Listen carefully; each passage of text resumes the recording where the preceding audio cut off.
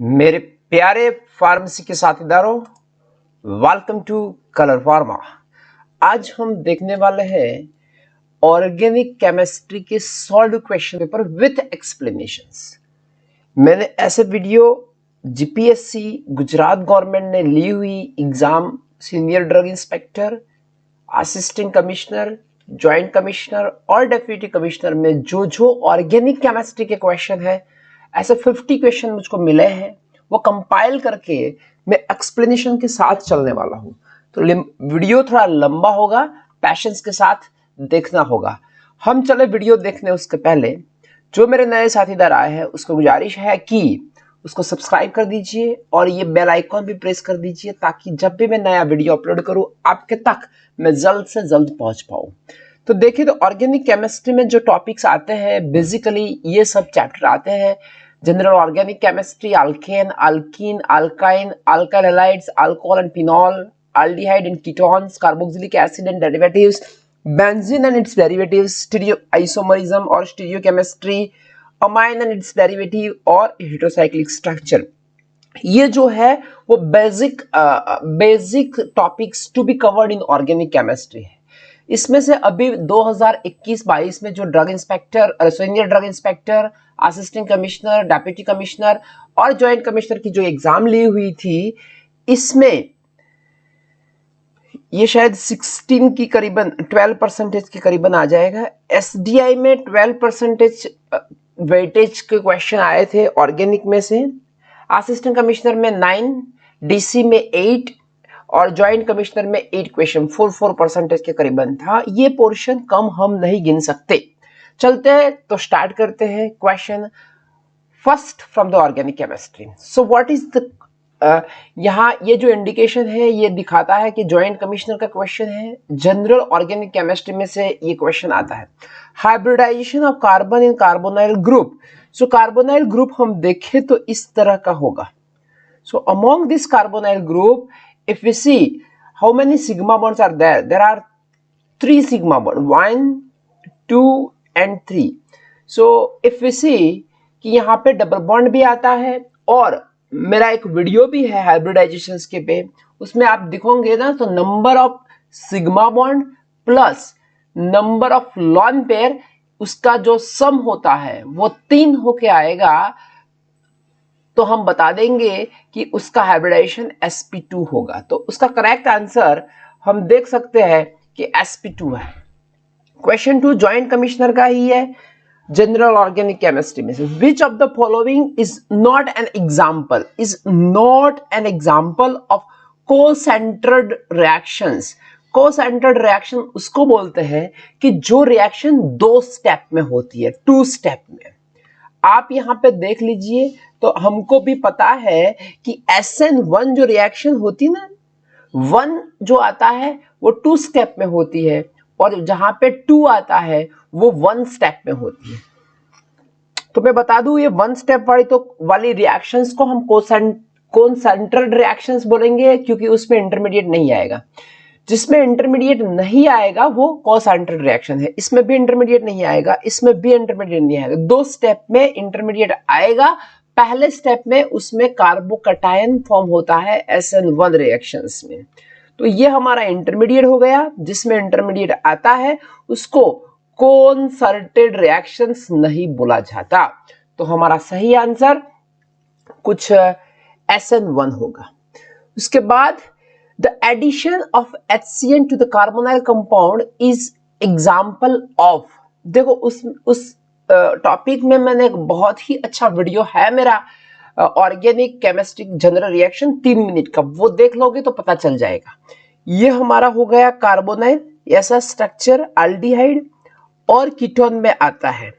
Aldehyde और ketone में, ये अल्डिहाइड कीटोन में से हम देखें तो HCN है। ये हमारा न्यूक्लियोफाइल हो जाएगा। यहाँ पे अटैक करके ये डबल बॉन्ड को वो ब्रेक करेगा। डबल बॉन्ड जहां ब्रेक होते हैं उसको एडिशन रिएक्शंस बोला करते हैं। सभी एडिशन रिएक्शंस है। ये न्यूक्लियोफाइल उसके पे अटैक करता है तो हम बता दें कि ये रिएक्शंस का चांसेस क्या हो जाएगा, nucleophilic addition reactions. 4th question general organic chemistry में से ही सीनियर ड्रग इंस्पेक्टर की एग्जाम में। The azobenzene is the systematic name of, देखो ये जो है ना बच्चों, मैं आपको बता दूं, ये उसका हम आईयूपैक नेम ऐसे भी लिखते हैं कि एन मिथाइल इथेन, ऐसा हम लिखते हैं। This is correct name. But एक नोमेनक्लेचर सिस्टम ऐसे भी आती है कि आप उसको नंबर दे दीजिए 1, 2, 3 और 4, तो क्या हो गया, ये हो गया हमारा ब्यूटेन। चार हमारे पास 4 एटम्स है। 4 एटम्स में हम यहां मेंशन कर देंगे कि सेकेंड पोजीशंस पे क्या है, अज़ा, तो अब हो जाएगा 2 अज़ा ब्यूटेन, उसका मतलब हुआ एन मिथाइल इथेन। तो अज़ाबेंजीन, देखो ये पिरिडिन है, पिरिडिन आप देख लीजिए तो इस तरह का होता है। ओके, पायरोल वो तो सिंपली इस तरह का हो जाएगा, वो तो हमारा 5 मेंबर रिंग है। क्विनोलिन उसमें 2 रिंग आती है। तो आप यहां पे देखेंगे ना तो बेंजीन जैसा लगता हो और नाइट्रोजन जिसमें आता हो, तो यहां उसको बेंजीन लिख के यहां पे लिख देंगे अज़ाबेंजीन, तो ये हो जाएगा हमारा पिरिडिन। ठीक है, तो फिर चलते हैं आगे, तो करेक्ट आंसर हमारा होगा pyridine. 5th question from senior drug inspector general organic chemistry में, which of the following bond has the highest bond strength? Covalent bond, hydrogen bond, hydrophobic bond or ionic bond? Which of the following has an a highest strength? देखो bond strength है ना, वो इस तरह से आती है। पहले हमारा ionic bond आएगा, फिर covalent bond आएगा, फिर coordinate bond आएगा, उसके बाद हमारा मेटालिक बॉन्ड आएगा। ये हमारे इंटर एटॉमिक बॉन्ड है। आंसर में यहां पे कोवेलेंट बॉन्ड दिया हुआ है, पर करेक्ट आंसर उसका आएगा आयोनिक बॉन्ड। तो हम उसको रखेंगे कि ionic bond is a correct answer, it's have a good bond strength also. Question 6, assistant commissioner general organic chemistry, which of the following has the bridge ring system? देखो heptane तो इस तरह का होता है, नॉर्मोनल ऑक्टेन भी ऐसा ही होगा, इसमें 7 कार्बन हो गए, इसमें 8 कार्बन हो गए, उसमें 9 कार्बन है। अभी नॉरबोर्नेन देखना है, तो नॉरबोर्नेन का स्ट्रक्चर इस तरह का होता है। तो इसमें क्या हो गया, ब्रिज सिस्टम। ब्रिज सिस्टम के नोमेनक्लेचर कैसे दिया जाए उसका भी एक अच्छा सा वीडियो मेरे चैनल में है ही, आप देख लोगे तो आपको पता चल जाएगा उसका नोमेनक्लेचर भी कैसे देते हैं। Senior drug inspector general organic chemistry, how many electron does a carbocation contain? So उसको हम बोल देंगे कार्बोकैटायन। ठीक है, देख लो, पहले हम कार्बोकैटायन ड्रॉ कर देते हैं, सिंपल कार्बोकैटायन। ये हमारा हो गया सिंपल कार्बोकैटायन। सिंपल कार्बोकैटायन में हम देखेंगे एक कोवेलेंट बॉन्ड, दूसरा और तीसरा। 3 कोवेलेंट बॉन्ड के बाद पास क्या होके आ जाएगा, 3 कोवेलेंट बॉन्ड के पास हमारे 2 इलेक्ट्रॉन यहां से, 2 इलेक्ट्रॉन यहां से, 2 इलेक्ट्रॉन यहां से, आप देख लोगे तो टोटल 6 इलेक्ट्रॉन चल के आएंगे। तो करेक्ट आंसर हमारा क्या हो जाएगा, 6। Racemisation and inversion take place in nucleophilic substitution, unimolecular reaction, nucleophilic substitution, bimolecular reactions, nucleophilic substitution or elimination reaction और reduction reaction। देखो रासिमाइजेशन एंड इन्वर्जन की जो बात आती है ना, वो एसएन रिएक्शन में आया करती है, न्यूक्लियोफिलिक सब्स्टिट्यूशन रिएक्शंस में। अगर इसको बोलेंगे तो हम उसको बोलेंगे SN1, उसको बोलेंगे SN2। इसमें आंसर उन लोगों ने दिया हुआ है कि SN1 में हमारा रासिमाइजेशन होगा और इसमें कंप्लीटली इन्वर्जन होगा। कंप्लीट इन्वर्जन नहीं लिखा, ठीक है, कंप्लीट इन्वर्जन, इसमें कंप्लीट इन्वर्जन, सिर्फ इन्वर्जन इसमें आएगा, पर रासिमाइजेशन और इन्वर्जन दोनों बताता है तो हम उसमें ये रिएक्शंस लिख देंगे कि न्यूक्लियोफिलिक सब्स्टिट्यूशन यूनिमोलेक्युलर रिएक्शन, तो उसमें SN1 ही आएगा। उसके बाद विच, अब ऊपर वाला मैं नहीं बताऊंगा कि ये सीनियर ड्रग इंस्पेक्टर का है, जनरल ऑर्गेनिक केमिस्ट्री का है। Which of the following take place in biomolecular nucleophilic substitution. देखो दूसरा ही क्वेश्चन इस तरह का ही है। मैंने बताया कि SN1 में क्या होता है, रासिमाइजेशन और इन्वर्जन इन कन्फिगरेशंस। इसमें क्या होगा, SN2 रिएक्शंस में सिर्फ इन्वर्जन ऑफ कन्फिगरेशन होगा, रिटेंशन ऑफ कन्फिगरेशन नहीं होगा, चेंज हो जाएगा, R का S निकल के आएगा। नेक्स्ट देखते हैं, which of the following is are reactive particle. देखो ये सब फ्री रेडिकल तो इस तरह का होता है, उसको इंटरमीडिएट बोला करते हैं। कार्बोकैटायन भी इस तरह का होता है, उसको भी कार्बोकैटायन बोला करते हैं। कार्बो एनायन इस तरह का होता है, उसको कार्बो एनायन बोला। कार्बोकैटायन की स्टेबिलिटी के बारे में और जनरल कार्बोकैटायन क्या होता है उसके बारे में भी एक मेरा वीडियो ऑलरेडी अपलोडेड है। तो देखो ये सब इंटरमीडिएट हुए, तो इंटरमीडिएट अनस्टेबल होते हैं, तो वो सब के सब रिएक्टिव होते हैं। तो हम बता देंगे कि all of the above. Shape of the methane, what's very simple question है। मीथेन इस तरह का शेप होता है। तो शेप की बात आती है ना, तो हमें चलना किसके पास होता है, हाइब्रिडाइजेशन के पास। आपको बता दूं उसका हाइब्रिडाइजेशन sp3 है, उसका किसी का sp2 और sp होता है। हाइब्रिडाइजेशन का वीडियो देख लोगे मेरा तो पता चल जाएगा कि कौन सा शेप होता है। ये टेट्राहेड्रल होता है, ये ट्राइगोनल प्लानर हुआ करता है और ये लिनियर हुआ करता है। ठीक है, तो बच्चों मैं आपको बता दूं कि इसका शेप क्या आके चलेगा, वो टेट्राहेड्रल होके आ जाएगा। ठीक है, तो ये हो गया। बहुत सारे क्वेश्चन मैंने ऑलरेडी अपलोड किए हैं, वही वीडियो में से है। ऑर्गेनिक केमिस्ट्री के लिए आप इतना करके चलोगे तो भी बहुत ज्यादा हो जाएगा। इन मिथाइल रेडिकलाइजेशन हाइब्रिडाइजेशन स्टेटस, चलो मिथाइल का रेडिकलाइजेशन देख लेते हैं। मिथाइल रेडिकलाइजेशन मींस ये होता है। फिर से आपको जाना वहां पे ही होगा, मेरा वीडियो देखना होगा हाइब्रिडाइजेशन के बारे में। देखो यहाँ पे दो इलेक्ट्रॉन एक कोवेलेंट बॉन्ड कितने हुए, 1 2 एंड 3 कोवेलेंट बॉन्ड हो गए। तो 3 होगा तो क्या आके चलेगा भाई, ये होके चलेगा sp2। तो हाइब्रिडाइजेशन का करेक्ट आंसर क्या आएगा, sp2। फिर अभी आल्केन ही चल रहे हैं, देख लीजिए चैप्टर चेंज हुआ, GOC से हम आल्केन की ओर चले। Pyrolysis of alkane take place in with the help of, देखो पायरो का मतलब ही ये होता है कि टेम्परेचर देना।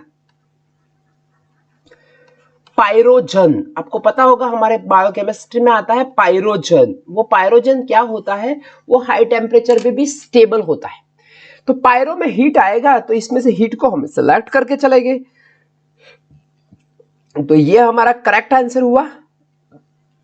क्वेश्चन 14 डेप्यूटी कमिश्नर अल्काइन से, which of the following will undergo hydrogenation reactions. Hydrogenation reactions के लिए बच्चों मैं आपको बता दूं कि डबल बॉन्ड की गुंजाइश होती है। तो एसिटाइलिन आप देख लोगे, देखो यहाँ पे ENE आता है पर डबल बॉन्ड नहीं आएगा। ये भी एक बहुत ही बेहतरीन देखने वाला है, क्योंकि एसिटाइलिन कोई IUPAC नेम नहीं है, वो कॉमन नेम है। तो आप देख लीजिए इसमें इस तरह का एक आएगा। इथेन तो आपको पता ही है, CH3 इथेनॉल आपको मैं बता दूं CH3 CH2OH। इथाइल अमाइन में आपको बता दूं CH3 CH2 NH2। अब आप देख लोगे ना, इसमें डबल बॉन्ड इसमें ही है। मैंने बताया कि हाइड्रोजिनेशन रिएक्शंस के लिए आपको डबल बॉन्ड चाहिए ही चाहिए। तो acetylene is the best example for us. फिर अभी चैप्टर चेंज होता है, alcohol and phenol. Para nitrophenol contain, देखो पहले तो हमें पैरा नाइट्रोफिनॉल ड्रॉ करने आना चाहिए, और ये हुआ हमारा पैरा नाइट्रोफिनॉल। पैरा नाइट्रो, और ये अभी मैं यहाँ पे डॉट ड्रॉ कर दूं, अभी ये हो जाएगा पैरा। ठीक है, और एक ऑर्थो आता है, एक पैरा आता है। ठीक है, ये सॉरी मैंने वो ऑर्थो ड्रॉ किया है, आप देख लीजिए ये para nitrophenol. Para nitrophenol contain, इसमें देखो ऑर्थो होगा वो तो इंट्रामोलेक्युलर बनाएगा, और पैरा होगा वो इंटरमोलेक्युलर बनाएगा। तो उसमें हमारा करेक्ट आंसर क्या आएगा, हमें पैरा नाइट्रोफिनॉल बताया है। पैरा नाइट्रोफिनॉल ये होगा, तो ये दूसरे के साथ दूसरा एक मोलिक्यूल हमें लेना होगा, उसका H यहाँ पे डालना होगा और यहाँ होके इस तरह से होके ये इस तरह बनाएगा और ये इस तरह बना के हमें बॉन्ड करेगा, मोलिक्यूल देगी, तो उसको इंटरमोलिक्यूलर हाइड्रोजन बॉन्ड बोला करते हैं। ठीक है, ये शायद गलत है, इंट्रामोलिक्यूलर नहीं आएगा, इंटरमोलिक्यूलर आएगा। Joint commissioner aldehyde and ketone, a mixture of benzaldehyde and formaldehyde। देखो ये बेंजाल्डिहाइड है और ये हमारा फॉर्माल्डिहाइड है। ठीक है, उसको हम हीटिंग करते हैं एक्वायस NaOH के साथ। देखो बच्चों, एक्वायस NaOH आता है ना अल्डिहाइड और कीटोन में, तो दो ही रिएक्शंस आया करती है, फिक्स है। एक अल्डोल कंडेंसेशन आएगा और दूसरा कैनिज़ारो रिएक्शंस आएगा। कैनिज़ारो रिएक्शंस के बारे में बता दूं मैं आपको, कैनिज़ारो में 2 बार N आता है ना, मैं आपको बताऊंगा। यहाँ पे 2 तरह की प्रोडक्ट होती है, एक अल्कोहल होता है और एक एसिड होके आता है। तो पहले तो हमें इतना पता चल जाना चाहिए कि अल्फा हाइड्रोजन नहीं होना चाहिए। अगर अल्फा हाइड्रोजन नहीं है तो कैनिज़ारो रिएक्शंस होगी, और अल्फा हाइड्रोजन है, ये ए यही बताता है कि अल्फा हाइड्रोजन है तो वो हमें अल्डोल कंडेंसेशन देके चलेगी। और अभी तो ये फिक्स हो गया कि ये कैनिज़ारो रिएक्शंस है, तो उसमें उसका हमें देखना होगा कौन एसिड है। यहाँ पे एसिड है, अल्कोहल है, एसिड भी है, यहाँ एसिड है, अल्कोहल है। ये दोनों अल्कोहल नहीं चलेंगे, दोनों एसिड भी नहीं चलेंगे। अभी ये दोनों में से देखिए, तो जो एलिफेटिक होगा ना उसका एसिड बनाएंगे हम, तो ये सोडियम फॉर्मेट हो गया। उसका लॉजिक है पर हम अभी इतना ही रखते हैं। तो बेंजाइल अल्कोहल उसका हो जाएगा बेंजाइल अल्कोहल इस तरह का,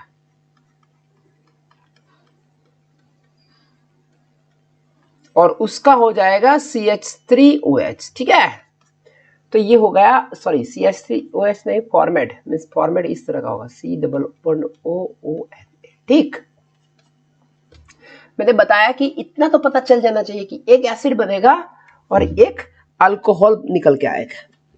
फिर चलते हैं आगे, ऑक्सीडेशन ऑफ एसिटाल्डिहाइड। एसिटाल्डिहाइड उसको बोलते हैं CH3COH। देखो वो बहुत ही सिंपल है, अल्केन का ऑक्सीडेशन करेंगे ना बच्चों तो हमें अल्कोहल मिलेगा, अल्कोहल का ऑक्सीडेशन करेंगे तो हमें शायद ketone, depend on the structure, और अल्डिहाइड मिलेगा।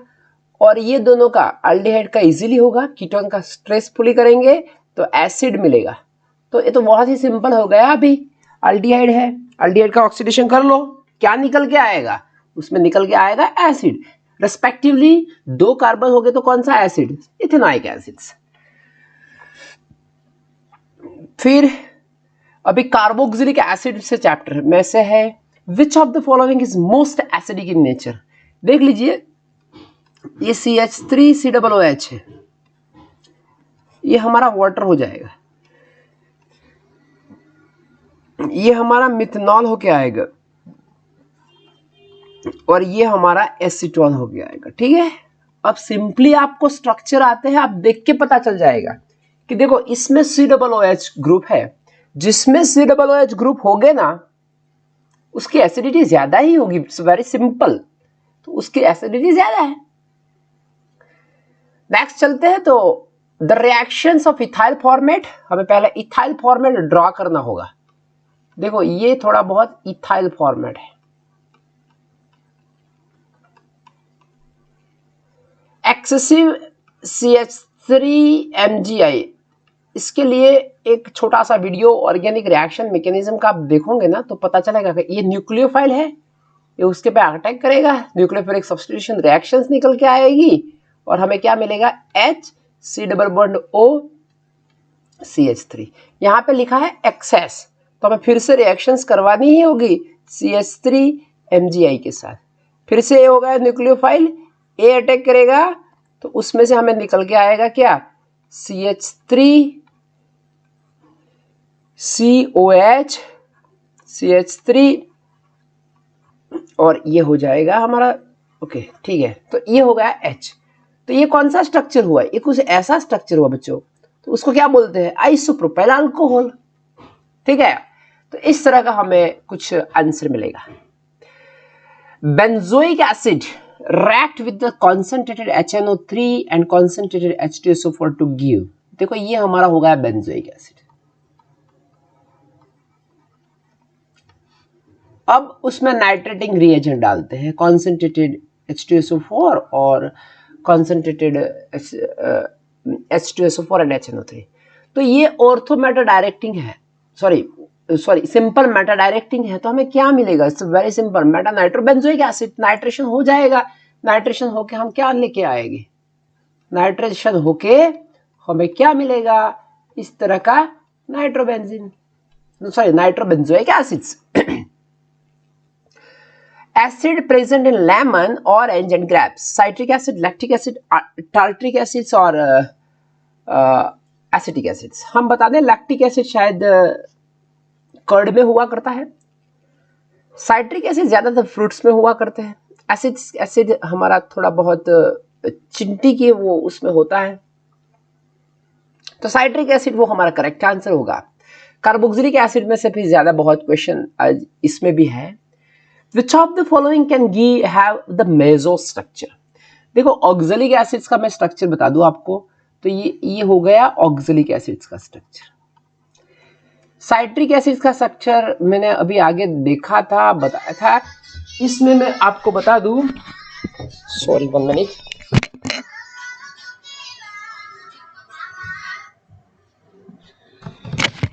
मैं आपको बता दूं कि इसमें हमें साइट्रिक एसिड्स का स्ट्रक्चर है, उसमें कायरल सेंटर एक ही है।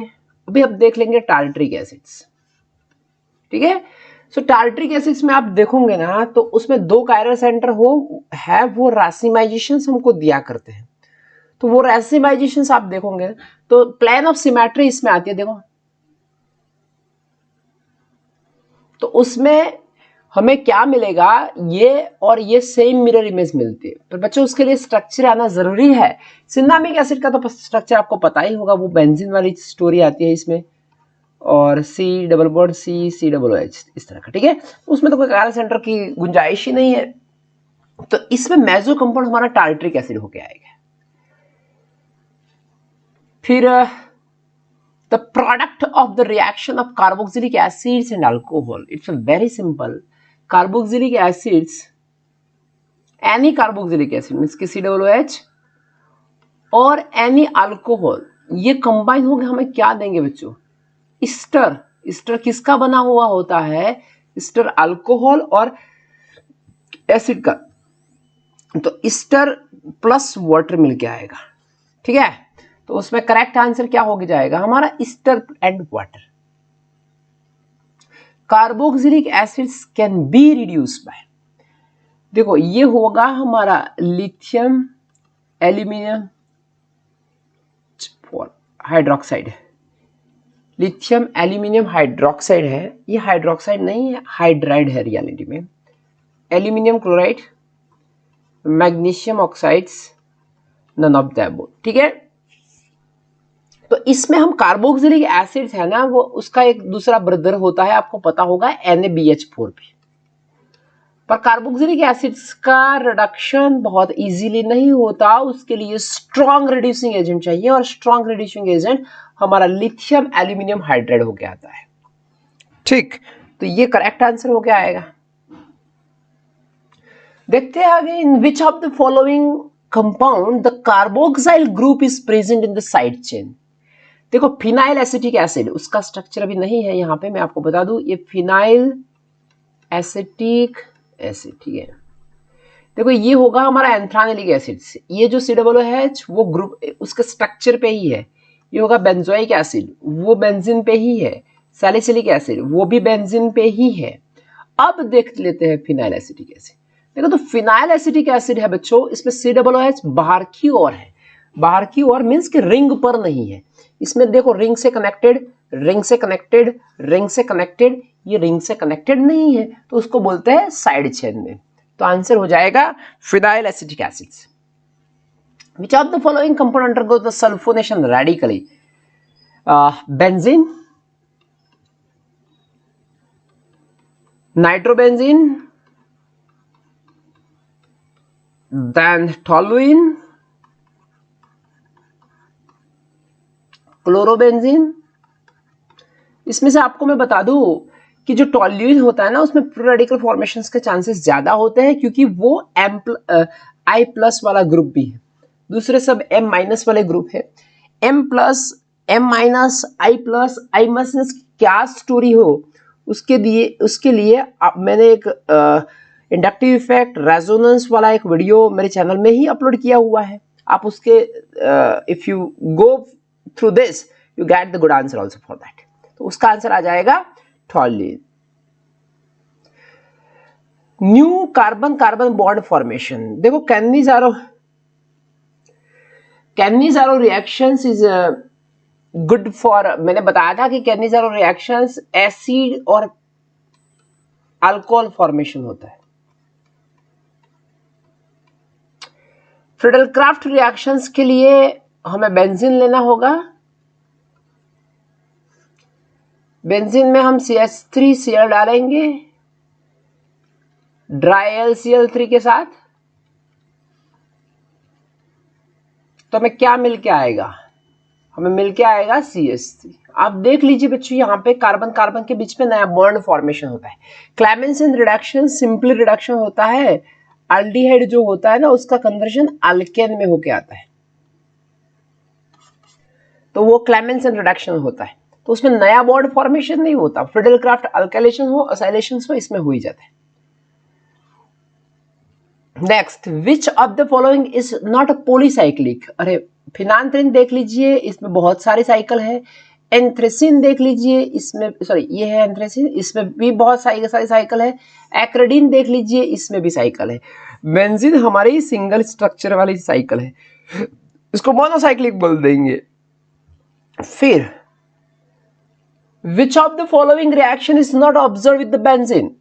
सब्स्टिट्यूशन, बेंजीन मेरा ऑर्गेनिक केमिस्ट्री का मैकेनिज्म का 5 मिनट का ही एक वीडियो है, वो देखे बिना एग्जाम मत दीजिए किसी भी, ये रिएक्शन मैकेनिज्म के क्वेश्चन होंगे ही होंगे। तो बेंजीन सब्स्टिट्यूशन रिएक्शंस तो दे सकता है, ऑक्सीडेशंस भी देता है, एडिशंस भी देता है, सॉरी पॉलीमराइजेशंस भी दे सकता है। कौन सी नहीं दे सकता है, इसमें एडिशन नहीं होगा। मैं आपको बता दूं, ये गलत से मैं बोल गया था। देखो इथीन जो है, इथीन में भी डबल बॉन्ड है, बेंजीन में भी डबल बॉन्ड है। आपको पता चलना चाहिए, ये इलेक्ट्रोफिलिक एडिशन रिएक्शंस देता है। फिर से मैं बोल रहा हूं, ऑर्गेनिक रिएक्शन मैकेनिज्म का वीडियो देखे बिना कहीं भी एग्जाम देने मत जाइए।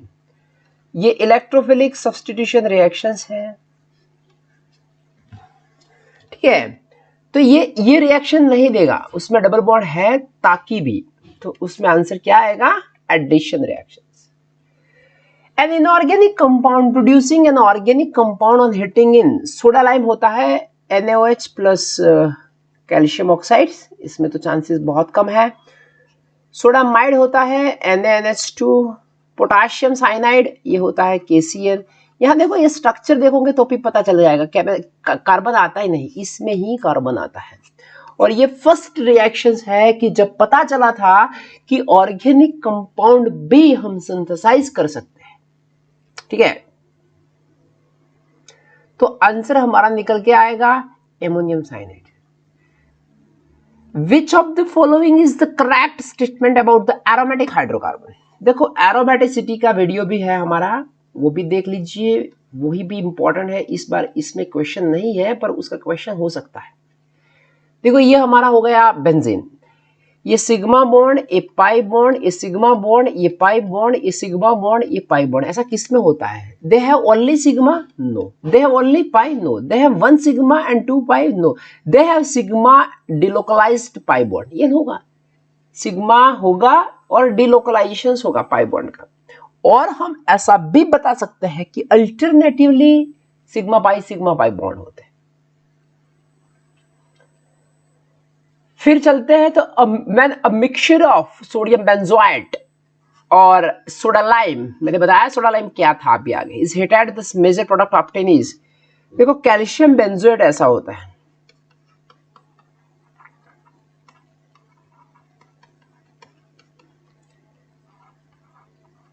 ठीक है, बेंजीन तो बेंजीन होता है। तो इसमें हमें रिएक्शंस करवानी। सोडा लाइम का बहुत अच्छा यूज डीकार्बोक्सिलेशंस के लिए है बच्चों, ये मत भूल जाइए। किसी भी जगह पे COOH रिमूव करना है तो यही आएगा। कौन आएगा? Soda lime. ये तो पॉसिबल ही नहीं कि सोडियम बेंजोएट हीट करो तो रिएक्शन होगी ही होगी। मीथेन भी पॉसिबल नहीं, कंफ्यूजन ये दोनों में ही होगा हमारा। तो उसमें से थोड़ा बहुत पता होगा कि भाई ये डिकार्बोक्सिलेशन रिएक्शंस कर देता है, तो हम उसका आंसर भी बता सकते हैं। ठीक है, the catalyst used in a Friedel-Crafts reaction of benzene. मैंने अभी फ्रीडल-क्राफ्ट की रिएक्शंस आगे ही बताई थी, तो उसमें भी बताया था कि उसमें ड्राई LCl3 मैंने डाला था।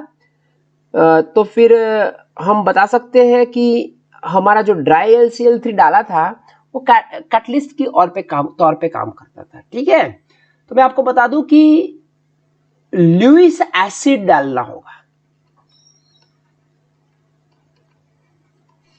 अभी लुईस एसिड तो मैंने आपके रिएक्शंस लिखी थी कि फ्रीडल-क्राफ्ट ये बेंजीन ड्रॉ किया था ऐसा, फिर CH3Cl मैंने बताया था और ड्राई LCl3 डाला था, तो उसमें कुछ जाके मुझको मिला था इस तरह का बेंजीन जैसा। ठीक है, तो ये हो जाएगा हमारा क्या, ये हमारा कैटलिस्ट हो जाएगा एल्यूमिनियम क्लोराइड। वो ड्राई फॉर्म में होने चाहिए।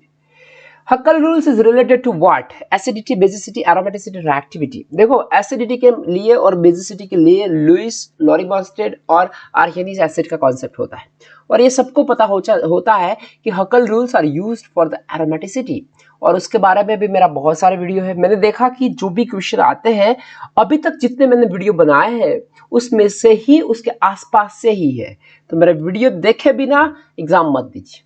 The aromatic hydrocarbon made up of 2 or more benzene ring fused together are called। दो बेंजीन रिंग मिल जाएगी तो हम उसको क्या बोल देंगे? ऐसे तो उसको एंथ्रेसिन बोलते हैं, पर उसको पॉलीन्यूक्लियर हाइड्रोकार्बन भी बोल सकते हैं और फ्यूज रिंग हाइड्रोकार्बन भी बता सकते हैं। तो ये दोनों फ्यूज हो गई एक साथ, बायसाइक्लिक नहीं बोल सकते, दोनों के साथ जुड़ गई, फ्यूज हो गई, ब्रिज नहीं है। और पॉलीन्यूक्लियर बोलेंगे, एक से ज्यादा न्यूक्लियस वहां पे मिलेंगे तो उसको पॉलीन्यूक्लियर हाइड्रोकार्बन भी बोल सकते हैं। Nitration of benzene take place in the presence of, वो तो हमने देख चुके हैं कि नाइट्रेटिंग रिएजेंट के लिए क्या है। मेरा बेंजीन पे बहुत अच्छे से वीडियो है, वो भी देख लीजिए। HNO3 प्लस H2SO4, ये हो गया हमारा नाइट्रेटिंग रिएजेंट। तो उसमें से हमें क्या मिल के आ जाएगा बच्चों? नाइट्रेशंस। वो तो ऐसा कहाँ पे है? यहाँ पे। उसको बोलते हैं सल्फ्यूरिक एसिड और nitric acids. Separations of enantiomeric carboxylic acid can be achieved by the reaction with, देखो ये हमारा होगा हाइड्रोक्लोरिक एसिड, ये हमारा होगा फॉर्माल्डिहाइड। ये कुछ मॉर्फिन का स्ट्रक्चर इस तरह से हुआ करता था।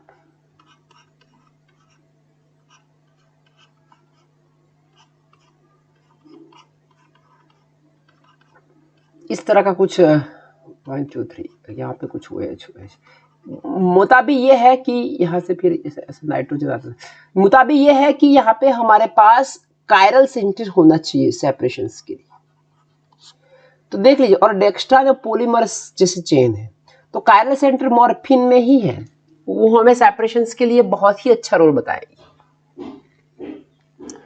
तो मॉर्फिन, क्योंकि एनांशियोमर में आप कायरल सेंटर डालोगे ना बच्चों, एनांशियोमर में मॉर्फिन ही होना चाहिए ऐसा नहीं होता है। कोई कायरल सेंटर वाला कोई डालोगे ना तो वो डायस्टीरियोमर में कन्वर्जन हो गए,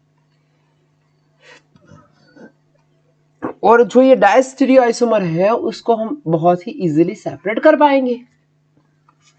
ठीक, रिजियो सेलेक्टिव रिएक्शन प्रोड्यूस, देखो ये हमारा प्रोडक्ट रिएक्टेंट ए है, उसमें से रिएक्शन होने के बाद हमें बी और सी मिलता है, और ये बी और सी ये एक दोनों के स्ट्रक्चरल आइसोमर है, कॉन्स्टिट्यूशनल आइसोमर है, तो हम उसको बताएंगे कि ये रिजियो सेलेक्टिव आइसोमर है, उसमें से एक ज्यादा होनी चाहिए, तो उसको हम बोलते हैं सेलेक्टिव कंस्टिट्यूशनल आइसोमर, इसमें लिखा है सेलेक्टिव, मैंने बताया कि एक ज्यादा होना चाहिए।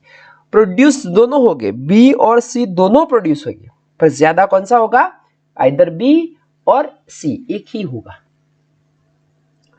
Resolution in stereochemistry is accuracy of optical rotation, purity of enantiomer, separation of enantiomer, separation of diastereomer। देखो स्टीरियोकेमिस्ट्री में रिजोल्यूशन लाना है तो एनांशियोमर में कायरल सेंटर डाल के हमें सेपरेशन करना होगा, तो उसको हम बता देंगे this is the separation of एनांशियोमर।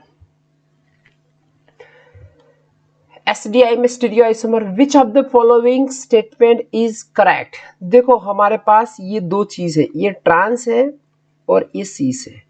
मैं आपको थोड़ा बता दूं कि ट्रांस में मिथाइल यहाँ पे होता है, यहाँ पे होता है, सिस में मिथाइल यहाँ पे होता है और यहाँ पे होता है। जब ट्रांसफॉर्म होगा तो ये दोनों में स्टीयरिंग हिंड्रेंस का इंटरेक्शन बहुत ही कम होगा, बहुत ही कम। अगर वो इतना कम हो जाएगा तो हमें क्या होगा कि डिक्रीज इंटरेक्शन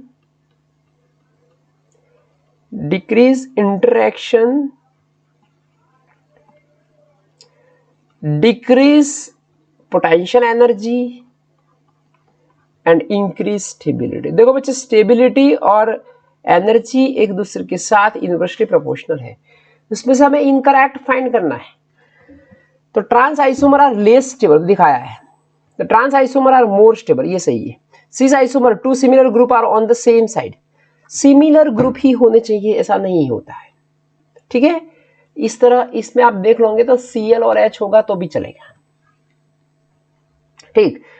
तो ये हमारा हो जाए सिमिलर, सिमिलर ग्रुप एक ही साइड होने चाहिए। देखो CH3 सिमिलर ही है, तो इनकरेक्ट यही है। तो हम बताएंगे कि trans isomer are less stable, ये नहीं हो सकता क्योंकि ट्रांस तो हमारा अच्छे से डिक्रीज करता है stearic hindrance. Which of the following isomeric compound shows the optical isomer. देखो ये हमारा 1 2 3 4 एंड 5, ये पेंटेन, अमीनो पेंटेन 1 2 3 4 5, ये हमारा हो गया 2 अमीनो पेंटेन 1 2 3 4 5, ये हो गया हमारा 3 अमीनो पेंटेन। देखेंगे ना तो इसमें हमारा कायरल सेंटर होकर चलता है, जिसमें कायरल सेंटर होगा वही ऑप्टिकल आइसोमरिज्म की बात आएगी। ये कायरल सेंटर नहीं है, इसमें देखो ये दो ग्रुप सेम है, उसमें भी यहाँ पे हाइड्रोजन सेम है, यहाँ पे देखो ये गलत अलग डिफरेंट है, ये डिफरेंट, ये यहाँ पे हाइड्रोजन हो गए, तो इस कार्बन के चारों चार ग्रुप अलग अलग ही है। तो हम बता देते हैं कि भाई ठीक है, इसमें कायरल सेंटर है तो ऑप्टिकल आइसोमरिज्म आएगा 2 अमीनो पेंटेन में। Which of the following represent the resolutions? Accuracy of optical rotation, purity of enantiomer, separation of enantiomer, separation of diastereoisomer। देखो सीनियर ड्रग इंस्पेक्टर की एग्जाम 2 साल में 2 बार ली हुई थी, इसमें ये क्वेश्चन रिपीट हुआ था, सेपरेशन ऑफ एनांशियोमर। तो उसमें मैं फिर से डिस्कशन नहीं करूंगा, ठीक है, पर आपको पता चला कि ये जो क्वेश्चन है वो बहुत ही इंपॉर्टेंट है। Which of the following is protecting group of amino functional group? देखो अमीनो फंक्शनल ग्रुप को प्रोटेक्ट करना है तो उसमें से हमें क्या बनाना होगा बच्चों, हमें से अमाइड बना देना होगा। तो अमाइड बनाएंगे तो हमें क्या चाहिए, हमें अमाइड बनाने के लिए क्या चाहिए, अमाइड ग्रुप के लिए हमें ये लाना होगा। तो ये कौन लेके आएगा, COOH, तो उसको बोलते हैं कार्बोनेट, ठीक है। एस्टर तो ऑलरेडी रिएक्शंस नहीं करेगा, क्लोराइड से कुछ होगा नहीं, तो उसको कार्बोक्सिलिक एसिड डेरिवेटिव में हम कन्वर्ट कर देंगे। विच of the following is the most basic in nature. देखो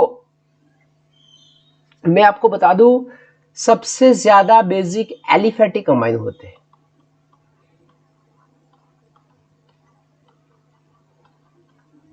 फिर एमोनिया,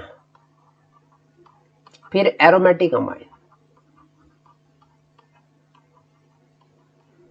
फिर अमाइड, और यहां पे ग्वानिडो ग्रुप।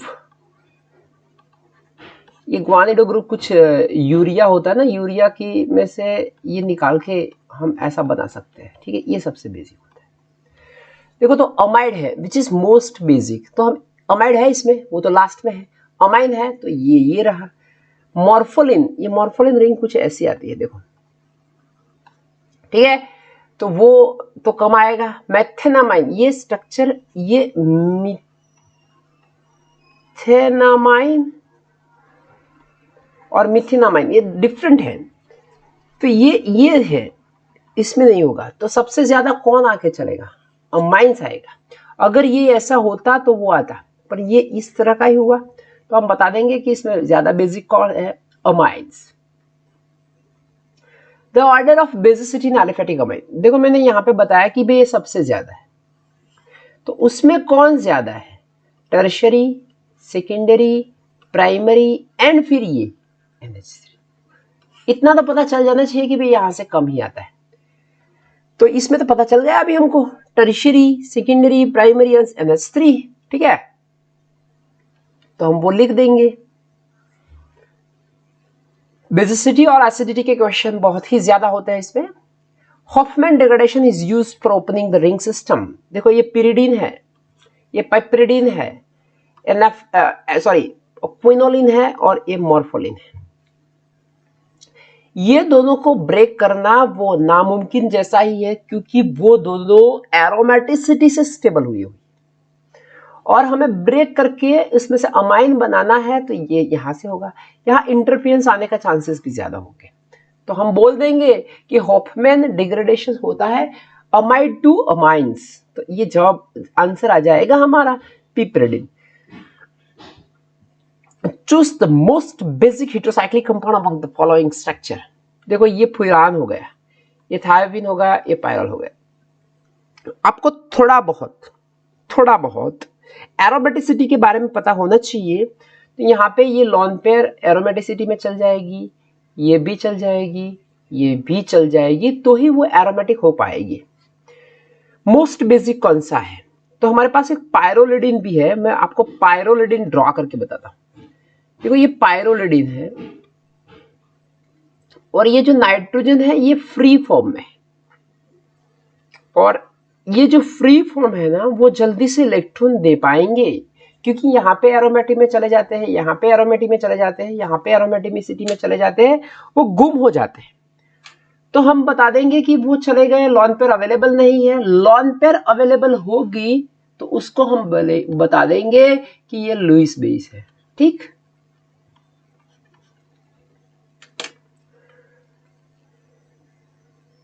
फिर 48 question, pyridine is basic because of, देखो बेसिसिटी का रीजन एक ही है, लॉन पेयर, क्योंकि लॉन पेयर जो देगा वो बेसिक होगा, तो उसके पे लॉन पेयर है वही। बता दूं, the pair of electron on this nitrogen. तो ये मेरा एक अटेम्प्ट था, शायद आपको अच्छा ही लगा होगा कि senior drug inspector, assistant commissioner, commissioner, deputy commissioner और जॉइंट कमिश्नर के क्वेश्चंस सॉल्व करने के मुताबिक ऐसे भी क्वेश्चन पेपर में सॉल्व करूंगा। आपका कैसा रिस्पॉन्स है उसके बेसिस पे। Thank you, thanks a lot.